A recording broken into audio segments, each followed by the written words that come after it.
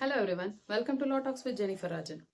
கோர்ட்டுக்கு போகாம கேஸை முடிக்க முடியுமா அப்படி பாத்தீங்கன்னா, கோர்ட்டுக்கு போகாம கேஸை முடிக்கணும் அப்படின்னா ஆர்பிட்ரேஷன் ஒன்று இருக்கு. அந்த ஆர்பிட்ரேஷன் மூலமா கோர்ட்டுக்கு போகாம கேசஸ் முடிக்க முடியும்.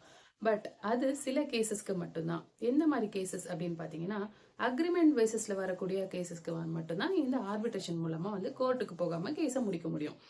இப்போ எப்படி ஃபார் எக்ஸாம்பிள் பாத்தீங்கன்னா, 2 பேர் சேர்ந்து ஒரு பார்ட்னர்ஷிப்ல ஒரு பிசினஸ் பண்றாங்கன்னு வச்சுக்கோங்களேன். அவங்க ஒரு அக்ரிமெண்ட் போட்டிருப்பாங்க.